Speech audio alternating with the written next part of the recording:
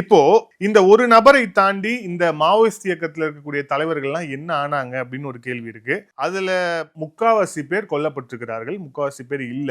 ஒரு சிலர் சரணடைஞ்ச நபர்களும் இருக்கிறாங்க. இப்போ மிக குறிப்பா சொல்லணும் அப்படின்னா, மகாராஷ்டிரால தேவேந்திர பட்னாவிஸ் அவர்கள் தலைமையில நடந்த ஒரு கூட்டத்துல மிகப்பெரிய ஒரு இந்த இயக்கத்துல செயல்பட்டு இருந்த ஒரு நபர் சரணடைஞ்சான் அப்படிங்கிறத பாக்குறோம். சோ கொல்லப்பட்ட நபர்கள் யார் யாருன்னு பார்ப்போம். நபாலா கேசவ் ராவ், இவன் ஜெனரல் செக்ரட்டரி சிபிஐ மாவோயிஸ்ட். இவனோட உயிருக்கு வைக்கப்பட்ட விலை 1 கோடி. இவன் கொல்லப்பட்டான். அப்புறம் Deepak, central committee MMC zone chief, 2021 இவனுடைய உயிருக்கு வைக்கப்பட்ட விலை அப்படிங்கிறது 50 லட்சம். ஸோ இவனும் கொல்லப்பட்டான்.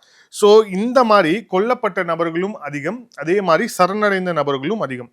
சரணடைந்த நபர்கள்ல Venugopal Rao, politburo central committee, இவருடைய உயிருக்கு 6 கோடி விலை வைக்கப்படுது. ஆனா இவர் சரண்டர் ஆகி சோ அவங்க இப்போ ஜனநாயக அரசியல்ல அவங்களை ஈடுபடுத்திக் கொள்ள தொடங்கிட்டாங்க. இது இந்த மாவோயிஸ்டோடைய அந்த வேர் அப்படிங்கிறது கொஞ்சம் எப்படி பிடுங்கி எரியப்பட்டிருக்கிறது அப்படிங்கிறதுக்கான மிக முக்கியமான ஒரு சாட்சியா இது இருக்கு. இது எந்த அளவுக்கு நமக்கு நன்மை பயக்க கூடும் அப்படின்னா, இன்சர்ஜென்சி அப்படிங்கிற பேர்ல வெளிநாட்டு சக்திகளுடைய எந்த ஒரு ஊடுருவலும் இல்லாம, ஏன்னா இந்த நபர்களுக்கு எங்க காசு வருது, இந்த நபர்களுக்கு ஆயுதம் வாங்க எங்க காசு வருது, இவங்க எங்க ஆயுதம் வாங்குறாங்க உள்ளிட்ட விஷயங்களை ரூட்ஸ் எல்லாம் தேடி எடுக்கும் போது அது எல்லாமே இன்னும் பயங்கரமான விஷயங்களாக மாறுது. ஏன்னா இவங்க லோக்கல்ல போய் வெறும் அங்க இருக்கக்கூடிய இந்த கிரனைட் குவாரிஸ்லயும் அங்க இருக்கக்கூடிய வணிக தொழிலதிபர்கள்ட்டையும் இவங்க வெறும் ஃபண்டை வாங்கி மிரட்டி வாங்குறதோட இவங்க நிக்கல. இவர்களுக்கான அந்த ஆயுதங்கள் அப்படிங்கிறது எல்லை தாண்டி வருகிறது அப்படிங்கிற அந்த விஷயமும் இருக்கு. அது எல்லாமே தடைப்பட்டதாலதான் இப்ப 126 மாவட்டங்கள்ல இருந்த இந்த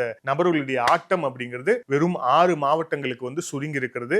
இந்த 6 மாவட்டத்திலிருந்தும் இந்த மாவோயிசம், நக்சலிசம் அப்படிங்கிறது துடைத்து எரியப்படணும். பழங்குடியின மக்களுடைய வாழ்க்கையில புது ஒளி அப்படிங்கிறது பிறக்கப்படணும். இந்தியா போன்ற நாட்டுல ஆயுதத்தால் தீர்வு கிடையாது, அறிவால் தான் தீர்வு அப்படிங்கிற விஷயத்தை நோக்கி எல்லாரும் நகரணும் அப்படிங்கிறது தான் மிக முக்கியமான ஒரு செய்தியாக இந்த நிலையில் நம்ம சொல்ல முடியும்.